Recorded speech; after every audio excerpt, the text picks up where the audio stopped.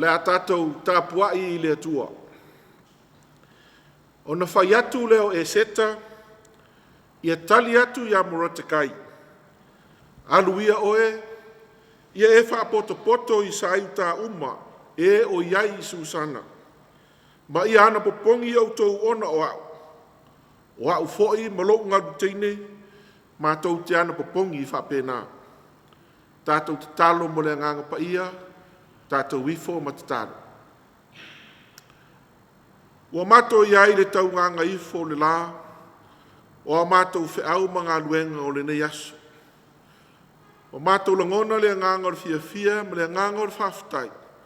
Wa sa e tau tōruaina I mato umalava. I whaiva ma tiu te ese, sa mato puna nou ma ngalu noe ai. Ia o mato te talo tamā mo la mato Tapuaiga o le nei Afiafi. A wina mai alo nganga pa ia ina ia tau tōruaina I mato ma lo mato watunu watoa. Ina ia mato Tapuaiga tuai I la uafio I le nganga ma le whamaona. Ma ia I watu, I le vi inga o la uafio. O lo mato te talo ma leo lenga e ala I lo suafa Yesu. Amen. O le atatou pese I le atua, o le pese e tolu se lau fitu sifuru. Tolu se lau fitu sifuru pese, o le atatou pese ai.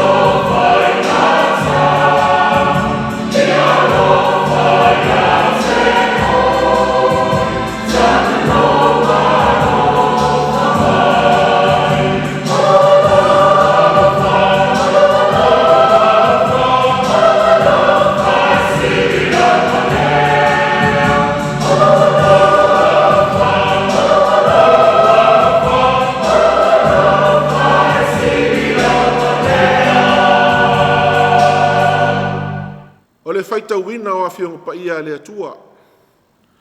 O le tusi filifilia mo I tātou li Afiafi o le amo mai le whengai na tuai. Tusi o e Septa, o lon mata upo e whā. O le whai upo e sifuru ma le lima, whangata mai le whai upo e sifuru ma le fitu. Whafonga iai o le au faitauina. O afionga pa ia le atua. O na whai atu leo e seta, ia tali atu ia maro te kai. Alu ia oe, ia e whaapoto i uta uma e o iai Susana, ma ia ana popongi o tau o na oau. Au a foi nei o tau a ai, au a foi le inu ia so e tolu i le pō ma le au. O au foi, ma lo ngā rutaine ma tau te ana popongi i whapena. E whapena foi o no o anu atu ai le tupu, o le mea e le tusa ma le tūla fono.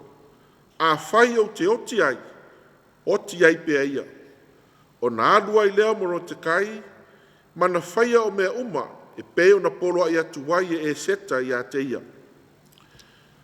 Ia whaamanuia mai le atua ia nā whionga pa ia, sa whai tauina. Ma ia te ia peo no na lava vi inga, nei se ia o il whaavavau. Ameni. O whiriwhiria e whai matua, upu alo whai upa e sifunu ma le lima, ma se vaenga o whai upa e sifunu ma le ono, o te toe whai tauina e whapea. O na whai atu leo e seta, ia tali atu ia moro te kai.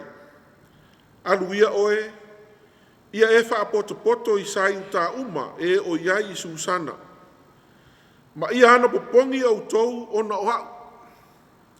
O au foi ma loo ngaru teine, ma tau te ana popongi i whapena. O le manatu o fia whaatau waina, whai ma mawhau whaunga whaalea nganga o le nefiafi. O le malosi i le loto ngatasi. The strength in unity. O le tala malama, le tala i le tūlai mai o e seta le tamaitai o saita, e a vea ma masiofu o le tupu o me tai ma peresia o asweru. Ai maise o le lui tau ma tautia sa whea ngai maia, ina ua whairo atu e lon ta māmaro te kai. Le tonga fiti e ha manu, o le awhasi o tia ai, tangata umolo na nuu, tangata o saita. Au le tūsa sili o na whaingata. O le manao leo moro te kai, ina ia i loe e seta, a o iai o ia le maota le tupu, e na o ia lava e te tau o na alu, e tau le tupu, ma wha i loe le tupu, le tonga fiti a hamanu. O se tūlanga sa matuala ngona e seta le whanua noa, malona mawhati e tele, Awae, le whai ngō fie. E whai ono tūla whono le malo. E wha sao na so na alu se tasi. E wa ai le tupu se i wanga nā wa ami le tupu.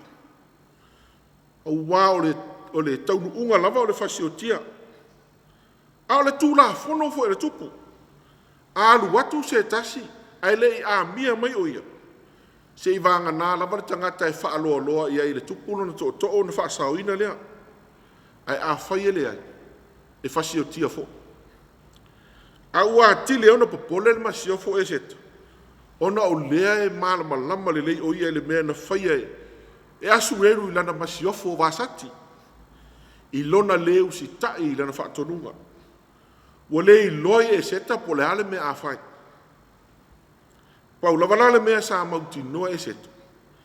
I au si tai ma whai le fina ngalo lontama. E ui na whai ngata. A ola na tali lea na whai lunta ma ua le lei. O le awha a pea o na o walu i le tupu. O le mea e le tusa ma le tūla whono. A whai au te oti ai. Oti ai pea ia. E le whai ngō fie le whai unga wa whai e seta. Pau le mea sa ia wha moe moe ma wha lango iai. O le tāua o le ana popongi i whaatasi. E le ngata o ia, o ana ngā rutine, a olo na nuu o sauta. Whai meila na tālo sanga i amoro te kai. I upu o whai matua. Alu ia oe. Ia e wha poto i sauta uma. E o iai Susana. Ia ana popongi o tau uma o na oa. O au fōi mala unga rutini. Ma tau te ana popongi i whapena. O lo a tangia i nei. Le tāua.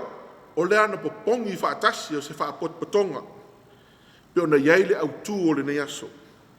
O le ana pongi na iau fia i tangata umba. A o le tu e sile o na tau. E sile atu le malosi o le ana pongi. pe a loto ngatasi tangata uma. Tangata o se ainga, tangata o se nuu, tangata o se kalesia, tangata o se whaaputuputonga, ma tangata o se malo. O le aunga leo le tau sanga e se ina ia poto tangata uma. Ia ana popongi whaatasi tangata uma. E o lava ia te ia ua whaima masiofo. I to tonu o le maoto le tupu. O le ana pongi whaatasi o ia malana ngā teini. O le tāua leo le o onga ua toe wha manatu mo i tātou. I le ngata o le neiva yaso o le tāua o le ana pongi. A o le nei yaso. Ina ia tātou loto ngatasi. Ma tātou tutu whaatasi. O na malosi leo le wha moe mo lo tātou ana pongi. E ave i lea tua.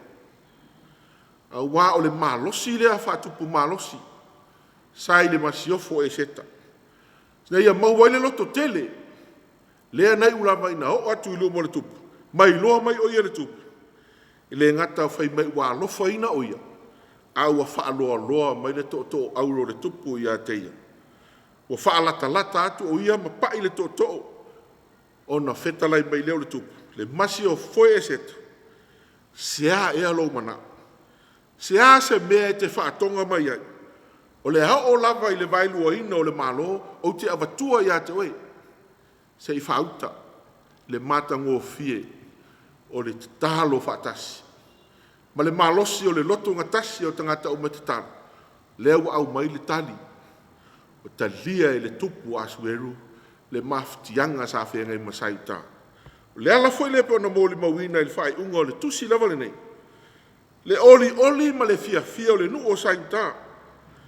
Wa latou whaia le tau saminga tele, wa latou whaia le aso fia, e wha manatu ai, le tāu o lo latou tutu whaatasi, ngā lulue whaatasi, le ana popongi ma le loto e tasi. O se lui tau foi lea mo i tātou, lo tātou atunu o Samoa. Wa tele na tātou tau mo whaia sa ili le numera e tutu whaatasi, ina ia manu māloa i se whinaunga. Ai tātou te leo iai le nganga e tasi, ma le loto e tasi. Ina ia ti na e se manuia mo tātou atunu. E se le tāua o le tausili musa e le tangata o laile maota o le tupu. To tono o le mea au mai e tu la fono. E mai se tai o le malo, tai o le atunu, tai o e kālesia. A whai tausili musa e tātou tai. Na tātou le tau ma whai na ia maua le loto ngatasi o tangata uma. E se wha moe le leia tasi. Ai nao le saile o le whainu mera ne ia whaaleanga i le isi tangata, ma whaaleanga i isi tangata. E le o le wha moe le nao le ana pongi, whaatau waina le neiva yaso. Fia mala ma pua ngā e whea ngai ma le tātou atunu. Ai le lava se nau ta inga o tai o le atunu, ma tai o le kālesia, ma tai o tātou tāpua inga, ina ia tātou maua le loto ngatasi, tātou te ana pongi whaatasi ai le atua. O se lu tau leo to e wha manatu mai mo i tātou, lo tātou atunu. Pau leo le awala, tātou te mauai wha manuianga le atua. Ma wha sauwina i tātou, mai le telo pōpua ngāma whaingatama malau leo lau. Si i vanga nā ua tātou ana pongi, ma le loto e tasi, i loma o le atua. Wha mue leo le fio mai o Yesu Keriso. Ina ia maua i tātou uma, i le mafuta wha tasi, le ngā lulue whaatasi, ma ia tātou wana pongi whaatasi, whaanono manui lumo le atua, mo wana whaamanuianga, e le ngata mo lo tātou atunu, ai mo le larolangi atoa. Ono Yesu. Amen. O la tātou whaamaulalo i lumo le atua te talo, tātou wifo ma te talo i le atua. Le atua sili e se, le atua o lo mātou atunu o Samoa ma le larolangi atoa. O mātou iai pe le nei Afiafi, le ngāngo le fia, ma le ngāngo le whaafitai. Na ue tai manuia mai le soifua lo watunu umalo mātou wola whaatauwa. Le tau whai unga o mātou whiau ma ngā duenga, ma whanau foia lātou wa o onga i le nei asu. Ia mātou te whaafitai ta mā, le tāpua inga manuia na i o mātou ta mā, ma tina mātutua. I lātou lo no nofo pe o mātou a inga ma whale, tu e pere mulipanga, ma talo sia le manuia mo mātou mālo, o mātou watunuu, e maise o mātou e kāre sia.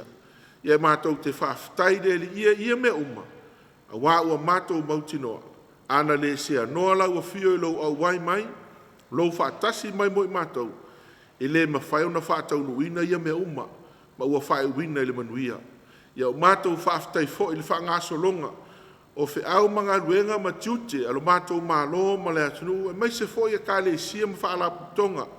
Le nei fo i vai aso pe o na whaatau ai nai, le whaamanatuina o le te wila, o tū mga nuu o le mātou inga tunuu, ai mai se fo i o le mātou wola whaale kewisiano, ia e mātou te whaaftai le li i, o no olo e tau toa rua ina pea, fuafuanga, ai mai se o porkala me uma, ai le komiti ma le malo, ina ia whaatau nuina me uma, a ia i ulawa i le vi inga o laua fio.